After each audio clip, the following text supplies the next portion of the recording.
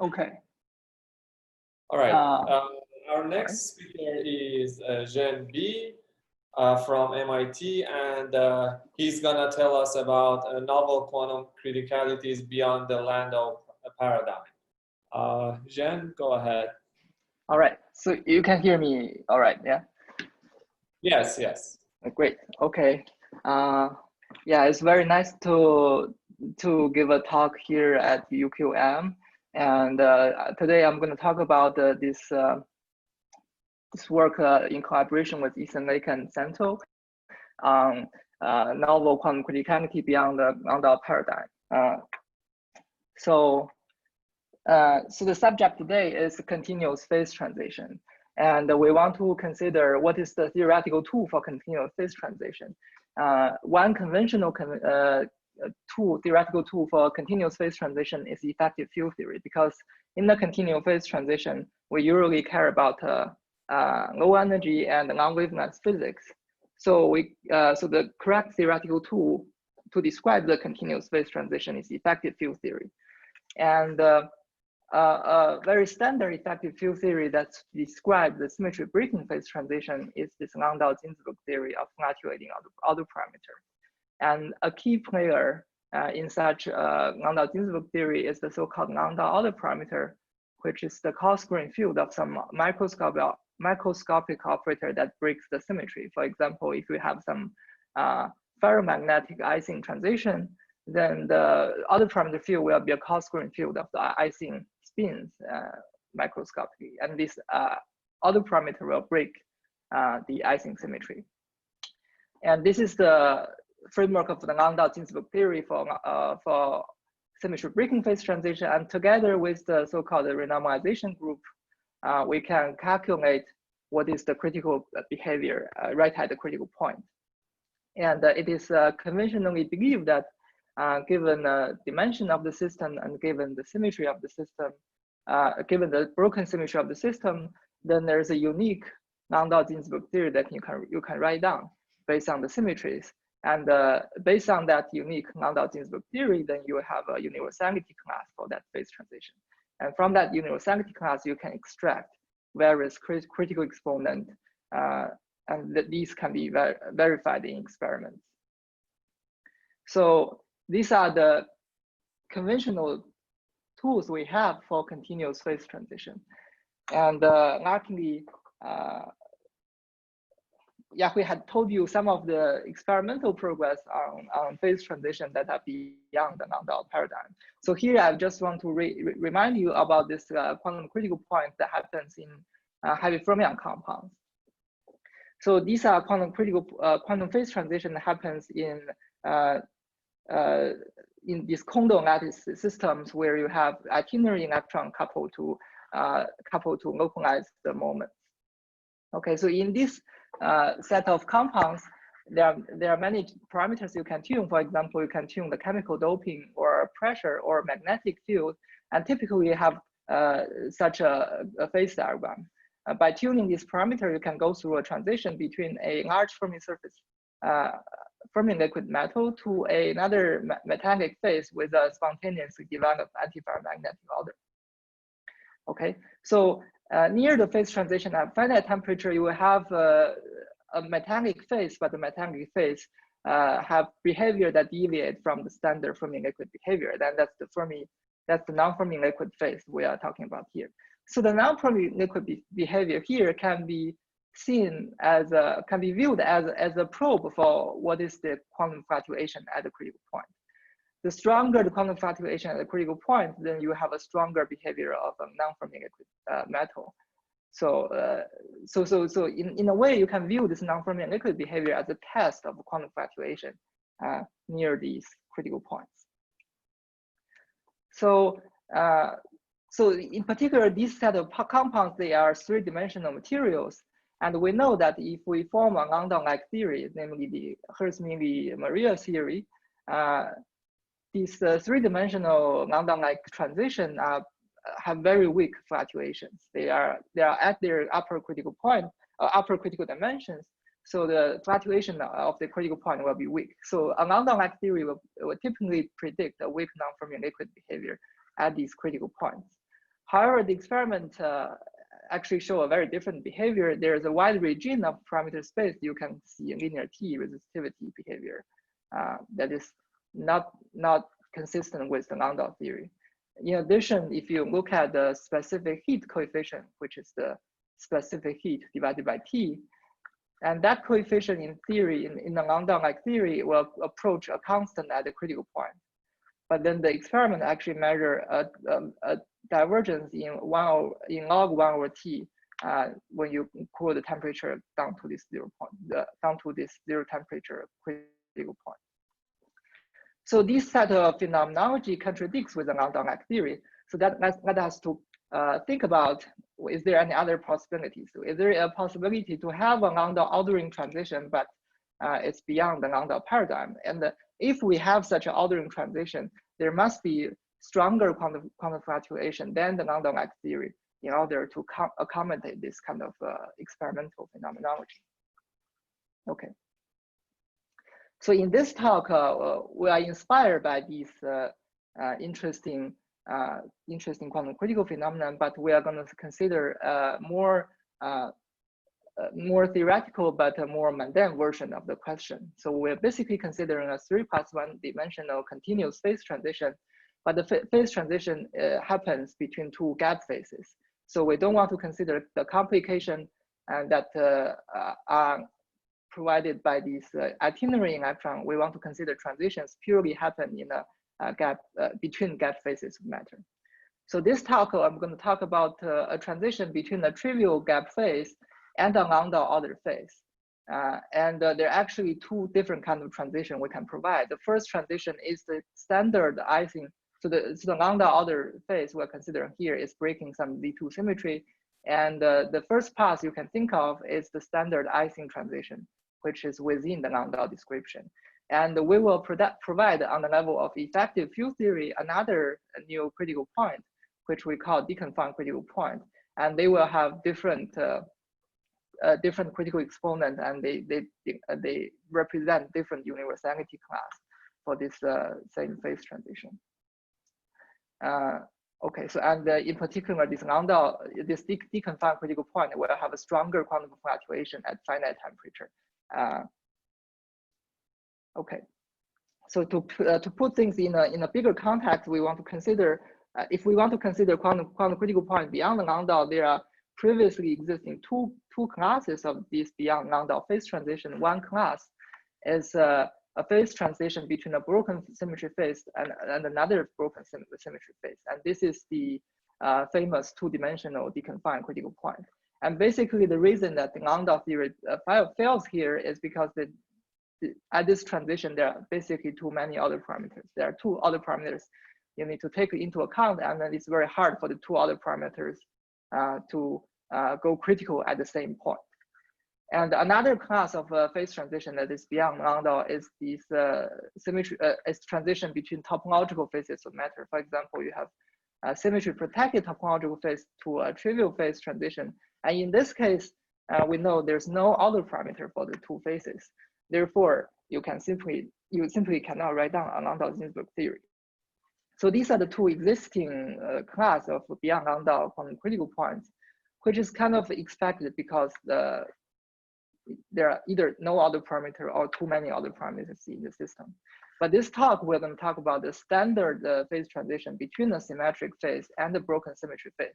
So this clearly is possible within the Landau theory, but what we're going to propose is a different universality class that is beyond Landau's description.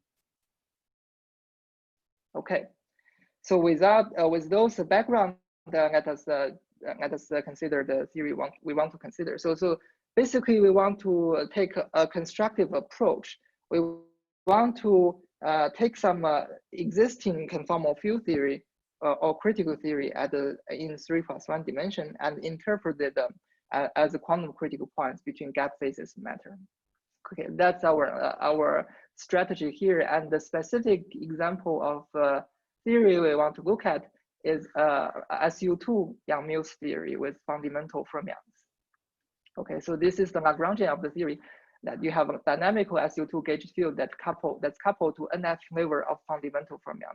Fundamental fermion just means that these fermions are spin 1/2 representations of the SU2 gauge field. So this theory, although have Dirac fermions in it, but these Dirac fermions are actually gauged. And if we look closely to this theory actually is a theory of bosons. That means all the gauge invariant operators of this theory are either fermion bilinears or gluons, and they are bosonic degree of freedoms. And the global symmetry of the system consists of two parts. One part is a flavor rotation between the fermions, which naively we will think is a UN symmetry between the unflavored fermions, but actually the global flavor symmetry is nothing larger than that, because you can also do a particle hole rotation between these fermions, and this will lead to SPNF mod V2 symmetry. So that is basically a flavor rotation between these Dirac fermions. And another part of the symmetry is the time Morse symmetry of the system. So time Morse symmetry is the anti-unitary symmetry that flips the time of the system. So that's the global symmetry of our theory. So what should we think about this SU2 gauge theory's fundamental fermions? We should think this theory as the same footing of the Landau-Ginzburg theory. They are an intermediate scale theory of a UV theory of bosons. We can view this SU2 gauge theory as coming from some UV boson system, and at the intermediate scale, this SU2 gauge theory emerge. And what we want to determine from this theory is actually an IR phase diagram as we tune the fermion mass. Okay. So before talking about the massive phase, let's first look at m equal to 0 point of the phase diagram. At m equal to 0, these fermions are massless, and non-BN gauge theory coupled to massless matter are actually a very intensively studied subject in high energy theory. So basically, there are 3 regimes of IR behaviors for such theory at massless point. For example, if you take SU2 gauge theory, there are 2 critical fermion flavors. Beyond the first critical flavors, for large NF, you have essentially IR-free theory, meaning that the gauge coupling will flow to 0 in the infrared. And we will have a theory that have those fermions and gluons, and they are decoupled from each other. And in between these 2 critical values, N1 and N2, there is an interacting conformal field theory, which are called Banzak's theory, where the gauge coupling flow to a fixed point value, and the quarks and gluons are strongly coupled to each other, but they are still a conformal field theory.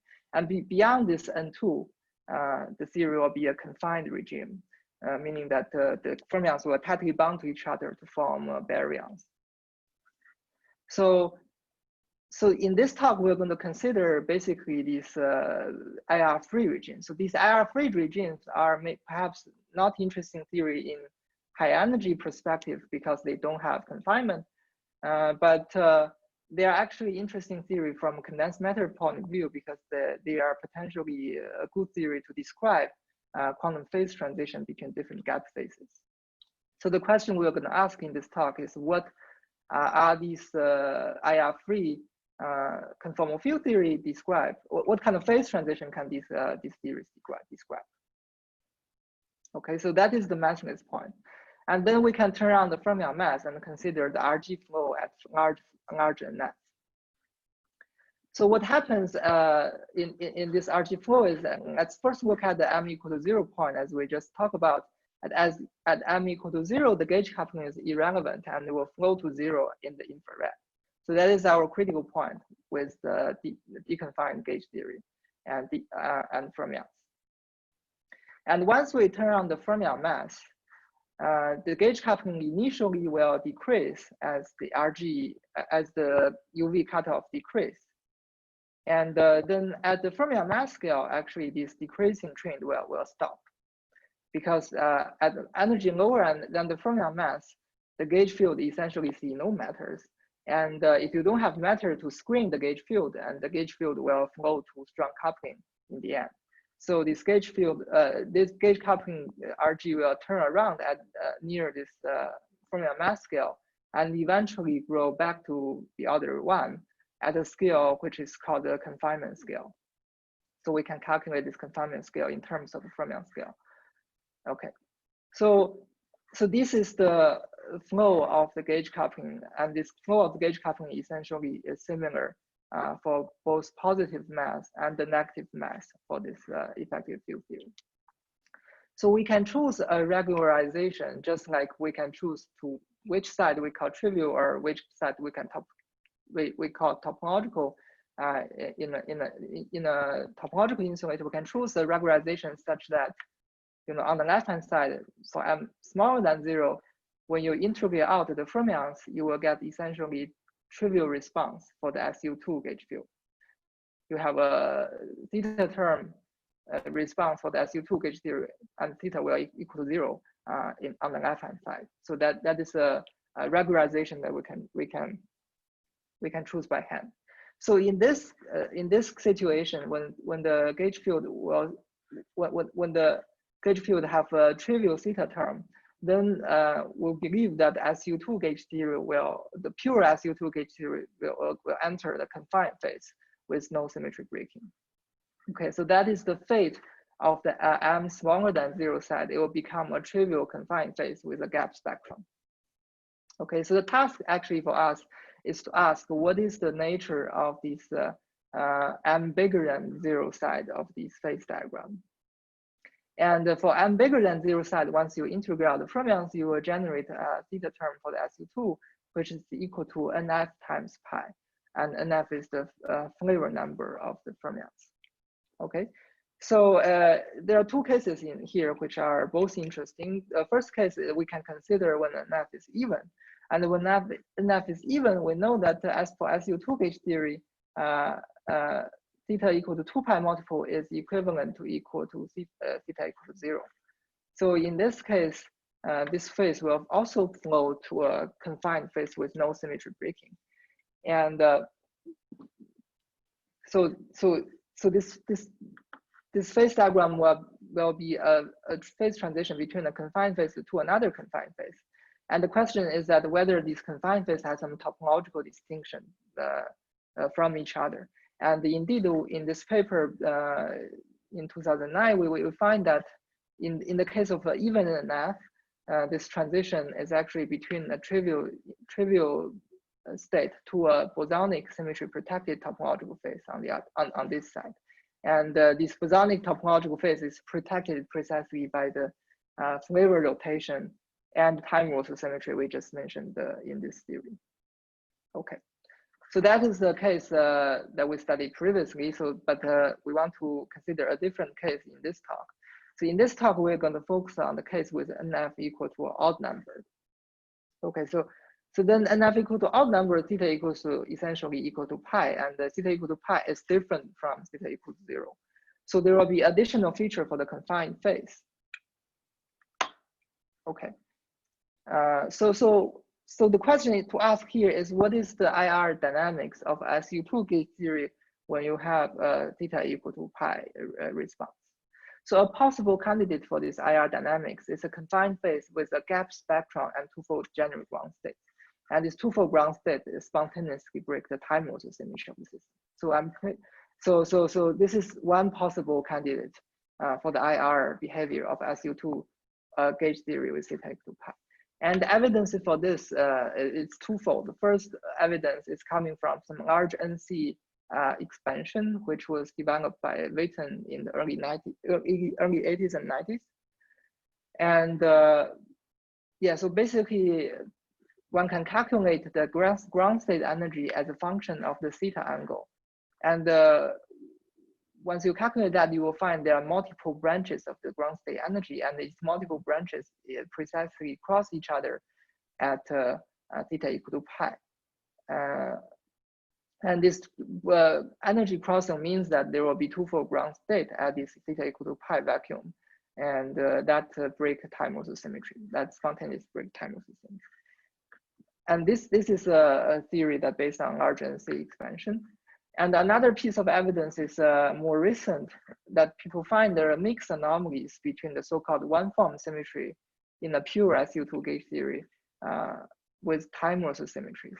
So basically, for a pure SU2 gauge theory with theta equal to pi, these two symmetries, Z2 one-form and Z2 and time Wilson symmetry are anomalous.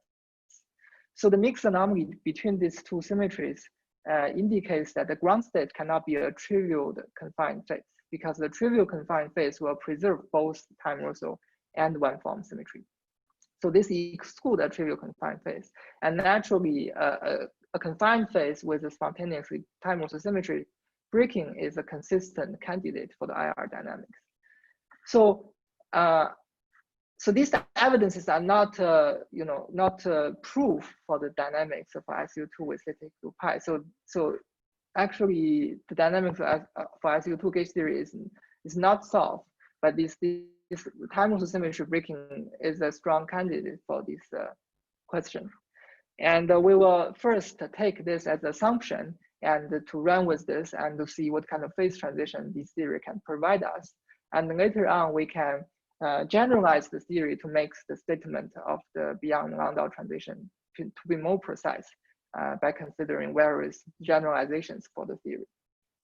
Okay, so for now, let's consider this possibility of SU2 with statistical pi that spontaneous break time Russell symmetry in the IR. So then we have the phase diagram like this. On the left-hand side is a trivial confined phase, which preserve all the symmetries. And on the right-hand side, there will be a time Russell symmetry breaking. And so here, it seems that we complete the phase diagram. We have a symmetry breaking phase transition where the critical point is not a Landau-Ginzburg theory, but it is a theory of deconfined fermions and gauge fields. But there's one potential loophole for this argument, is that although the time Russell symmetry is spontaneously broken in this phase, there is another piece of global symmetry, which is the SP flavor rotation, and that is not broken in this phase. So the loophole is that is there a possibility that this time Russell symmetry breaking phase also has some topological character? Can this T broken phase also be a SPT under this global symmetry? All right, so the answer for that is actually no, and the reason is actually quite simple, because that for this SPN mod Z2 symmetry, if we want to ask whether this SPT that is protected by the symmetry, we want to enumerate all the possible topological response associated with this group. Okay, it's just like what happens in topological insulator. For this group, there's a topological response. There's only one topological response one can write down, which is the theta term response. Okay, the theta term traced F wedge F, and F is a connection, is a field strength within this SP and mod V2 group. But if the phase is spontaneously breaking time Russell symmetry, then there's no reason for this theta term to be quantized. As we remember, for the time Russell symmetry, break protected topological insulator case, the theta term quantization is precisely due to the time Russell symmetry. But if the time Russell symmetry is broken, then there's no quantization for the topological term. Therefore, there will be no SPT protected by this symmetry. Okay, so there will be no SPT-ness once we break the time Russell symmetry in the system. And some comments associated with global symmetry, which is interesting, is that this global symmetry is actually crucial for our phase transition, because the global symmetry actually forbid all other fermion mass terms. So if we enforce this global symmetry, there's only the uniform fermion mass term we write down, and there's no other mass term we can turn on. And once we break this global symmetry, if we break the symmetry, then there are other fermion bilinears, and then this theory will become a multi-critical point instead of a generic phase transition. So in some sense, the symmetry is actually protecting a generic phase transition in our system. And another interesting point is that at this phase transition, the critical fluctuation are not, or the elementary critical fluctuation are not all the parameters, but these deconfined fermions, and these deconfined fermions actually carries projective representation of these global symmetries. They are fundamentals of the SPNs. Okay, so after these technical slides, let me give you an intuitive picture of what is happening at this deconfined critical point. So we consider some UV bosonic model. So this solid circle was supposed to represent some UV boson or spin degree freedom. And once we tune the system close to a critical point, the strong quantum fluctuation at the critical point will fractionalize these boson or spins into partons. And these partons are precisely the deconfined fermions we are considering here. And at the critical point, these deconfined fermions actually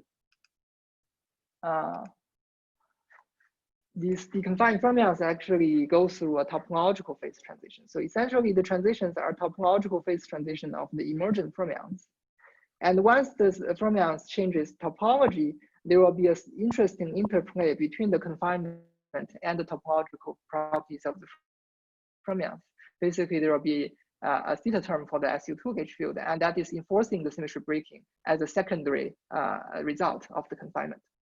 Okay, so basically the time also symmetry breaking result will only set in once the theory is confined. So there are typically two length scale in this kind of deconfined critical point. One length scale is the fermion mass scale. And when the temperature is bigger than the fermion mass, you will see at finite temperature, there will be decoupled fermions and gluons fluctuate in the system. And when the temperature is lower on the fermion mass scale, but bigger than the so-called confinement scale, then you will see massive fermions, but you will also see weakly coupled gluons. And only after the confinement scales, the time also symmetry breaking nature of the phase will set in, and you will see this it's broken time also symmetry in the low temperature phase. Okay, so that is the physical picture for these phase transitions, and there will be interesting finite temperature crossovers if we were to observe this kind of interesting critical points. So based on that, we can calculate various critical exponent associated with this deconfined critical point. For example, we can calculate how the TC, the critical temperature at the finite temperature transition critical temperature as a function of the driving parameter of the phase transition. For ordinary Ising phase transition, we know this in 3D dimension is basically the mean field behavior. You will have a sublinear TC dependence on the driving parameter of the phase transition.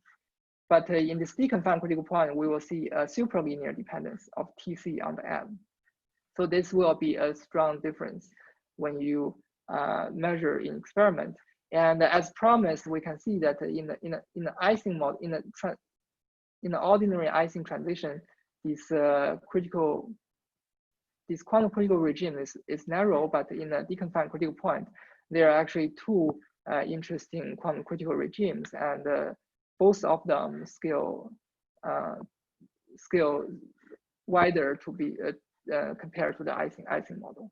So this is an example of two universality class correspond to the same Landau ordering phase transition that we discover, and this tells us that the conventional wisdom for symmetry breaking phase transition, there's a unique universality class is not true. Once we consider theory that is beyond Landau-Ginzburg free energy, there can be other possibilities for symmetry breaking phase transition to happen. And as I said, there are so the SU2 gauge theory with theta equal to pi break time also symmetry is not a conclusive statement. There are other possibilities. For example, we can consider the possibility where the SU2 gauge theory goes to a deconfined U1 spin liquid phase.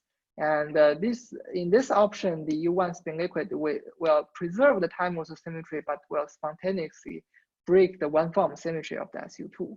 And this will be a very interesting, another interesting transition because we have a confinement transition of the U1 spin liquid. However, if you closely inspect of the spectrum of the U1 spin liquid, none of the quasi-particle excitation in the U1 spin liquid could possibly condense and drive the system to a symmetric phase. So this SU2 gauge theory actually provide a very interesting path that can evolve a U1 spin liquid into a trivial confined phase. and we don't have a simple picture for that transition in terms of condensation of excitations in the U1 spin liquid. Okay, and another generalization we can play with is to generalize this SU2 gauge theory into SPN gauge theory. It turns out the mathematical structure of this theory is actually very flexible. We can generalize the SU2 into SPN, and SU2 will be SP1 in this theory of actions. And once we generalize to SPN gauge theory, this is also a theory of bosons. And the global symmetry actually can be keep the same if we keep the flavor number the same. And the symmetry of the system is exactly the same. So we can view this theory with different gauge field as different kind of parton construction of the same UV boson degree of freedom. And in this large NC, so we can first take large NF and then take large NC. And in the large NC, we know that the statement of the time symmetry breaking is actually exact. So this, although seems very obscure theory of large NC theory, actually provide an exact example of this deconfined critical point between the trivial and Ising ordered phase. And similar construction can be generalized to SUN. And I just want to flash for one slide, if we can also generalize for the theory to include fundamental bosonic matter. If we only consider SU2 theory with ND flavor of fundamental bosons. Can I ask a question? Yes, please. Do you assume that there's only one transition, or can there be multiple transitions? Yeah, I assume there's only one transition. Thank you. Yes. Right. So in this theory, we will also include a background theta term for the SU2 gauge theory, and so we can tune the boson mass for this SU2 gauge theory with fundamental bosons, and there are essentially two phases. One phase with boson condensed, the other phase with boson gap. And in the boson condensed phase, the SU2 gauge field will be Higgs, and you will just get symmetry breaking phase. And it breaks the global symmetry of the bosons down to SPN minus 1. But for the boson gap phase, because of the background theta term for the SU2, the gauge theory also confines to Ising ordered phase. So this will provide a transition between the symmetry breaking phase to another symmetry breaking phase through a single transition. So this will be analog for the NEO to VBS transition in 2 dimensions, but now this is an example in 3 dimensions. So if we generalize to bosonic matter, we can find this kind of interesting deconfined critical point also. So now let me just conclude that the lesson we learned here is even for ordinary symmetry breaking transition, we can have a new class of symmetry, a new class of transition theory that is beyond Landau's paradigm. And at the transition, there is no, at the transition, if we think about this, there will be deconfined fermions and deconfined gauge field. And if we think about the other parameter, that will be a distraction for this type of phase transitions. Okay, thank you very much. Thank you very much, Zhen, for the interesting talk. So we have a few minutes for questions. I have a question. Yes. So, I mean, I know I've asked you this before, but I need to ask again about the extent to which your Ising ordered state is actually otherwise trivial. Yes. So your theory has a below the scale of the fermion mass, there is a emergent one-form symmetry. Yes. Yes. Which has an anomaly with the time reversal symmetry. Yes. Yes. Yes. So isn't that a property which makes this theory distinct from some vanilla Ising model, which is where the order parameter is just the direction in which a bunch of spins point and there's no other symmetries? Okay, so Yeah, I guess we had this discussion before. So yeah, so the point I think what we want to say is that the one form symmetry is not the exact symmetry, it's actually broken by these fermions, right? So the question is whether this symmetry breaking phase is really distinct from the trivial symmetry breaking phase, Right. or there's some additional feature that characterize in addition to the symmetry breaking their other properties. And I guess that if you solve the question, if you solve the problem in the large fermion mass limit, you will find some non-trivial domain wall states on the time of the symmetry breaking domain wall, which was discussed in these papers. And I think the point is that the one form symmetry are not exact symmetry, so we are allowed to break the one form symmetry, right? So we can imagine what, sorry. But how? Okay, so we can imagine that we keep the time of the symmetry breaking, so the fermions will be massive, and the fermion mass will exactly to be this gamma 5 mass, right? So in the symmetry breaking phase, this psi bar gamma 5 will have a non-trivial expectation value, and that will keep the fermion massive. Okay, so then we can imagine we turn the fermion mass, turn the gamma 0 fermion mass from positive to negative, and that will not drive a transition because the gamma 5 mass in the symmetry breaking phase will always be non-zero. But once we turn the gamma 0 mass from negative to positive, then there doesn't need to be a non-trivial domain wall state at the time of the symmetry domain wall. Sorry, by gamma 0 mass, you mean psi dagger psi? Yeah, psi bar psi. That's your parameter m. Yes, that's my parameter m. So what I'm saying is that, so the question now is, let's fix us at the symmetry breaking phase, where the gamma 5 takes the expectation value. And we're trying to deform that state to a trivial symmetry breaking state, where there's no domain wall state.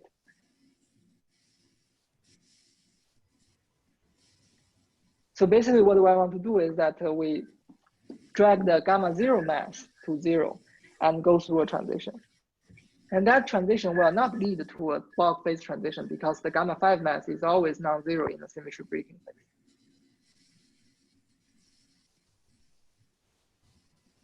So we will have a path which keep all the bulk states gap, but it will eliminate the domain wall state. You will go through a domain wall phase transition once we tune the gamma 0 mass from negative to positive, or the other way around.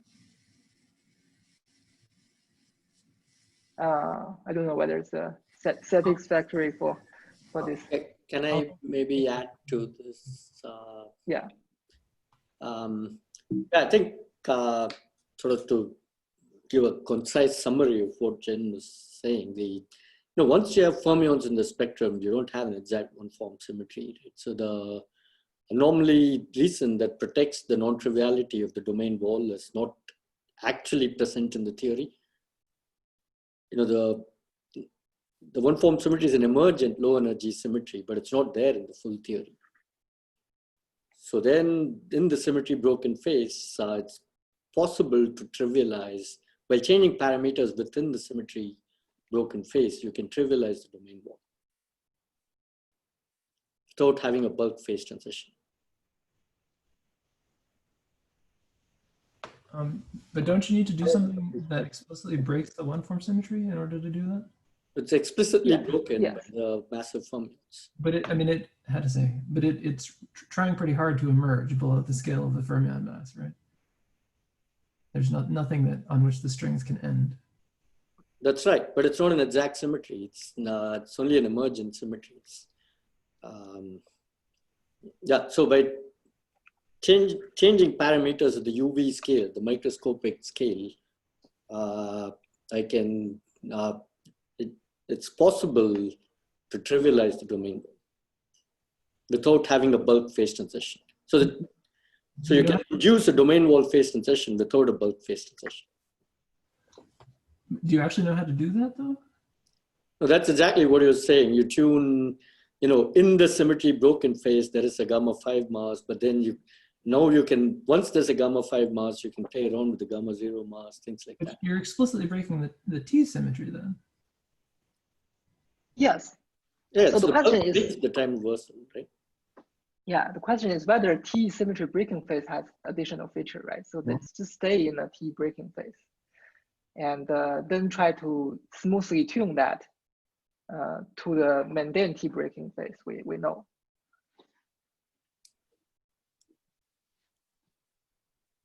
Okay.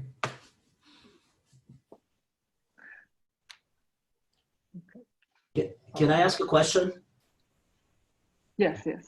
And this is not Victor Gurari, I'm just sharing. This is Leo. Oh, okay, I see. Yeah, so I was wondering if whether within this field theory you can see, or there's a route towards this multi-critical point and towards the trivial or Wilson-Fisher critical point between these two phases? Okay, so this one, we don't have a Is there theory another that can, parameter? yeah, so yeah, we don't know how to connect this to this. At the level of effective field theory, only know the theory within, when this vicinity of this space and the vicinity of this space. Okay. There's no between no those. additional parameter they can turn on. Yeah, we don't know what parameters we can drive these two. Okay. So thank you. Yeah, thank you. This is Andreas from Seattle. Can I also quickly ask a question? Yeah, please. So in holographic literature, there's a very large class of examples which does exactly what you want, a non-Landau phase transition between just an ordered phase and a disordered phase. Oh, I see. You take the standard Landau-Ginzburg description and you couple it to a large NCFT. So you have the scalar field phi of the Landau-Ginzburg theory coupled to some scalar operator O of a large NCFT, and you can calculate everything, all the critical exponents, and they'll be driven by the properties of the large NCFT. That's essentially the bosonic version of what's known as the MIT Leiden fermion, something John would be very familiar with.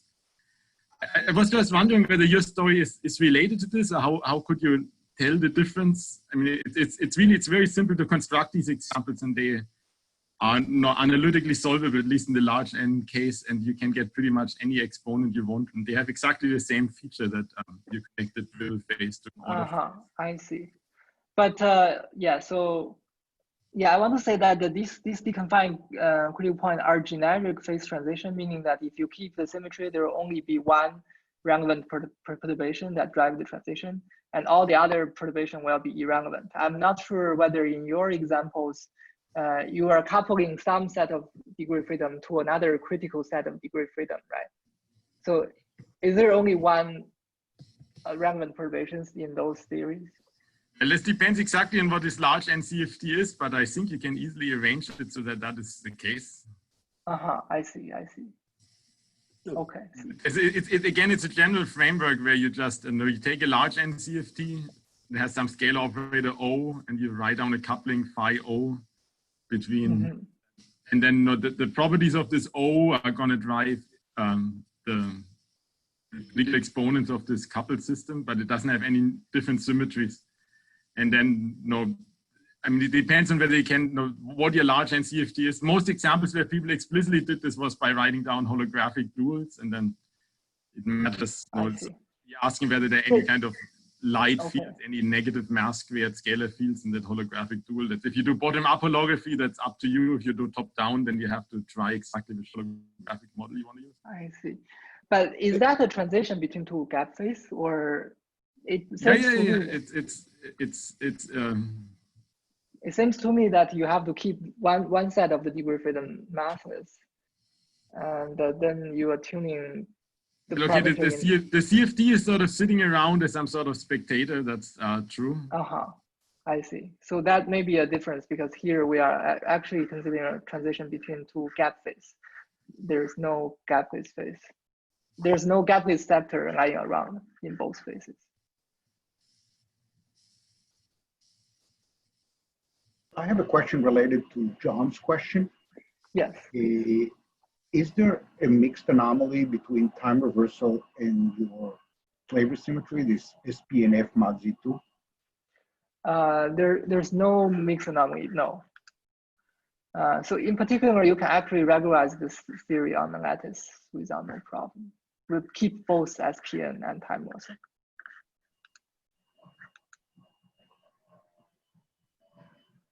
Yeah, so the SPN flavor symmetry is the largest symmetry that is not anomalous in this system.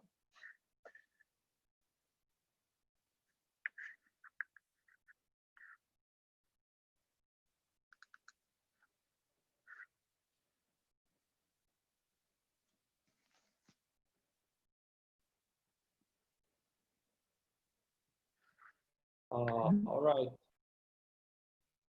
All right, thank you. If there are no more questions, let's thank both speakers again, Yahui and Zhen.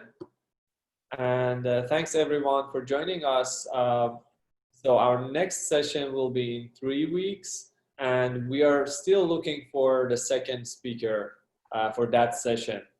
If no one will sign up for that session, the second speaker I mean, we'll have one speaker, so the session will be shorter, but we'll see. Please let me know if you're interested in giving it. Thank you very much and have a good day.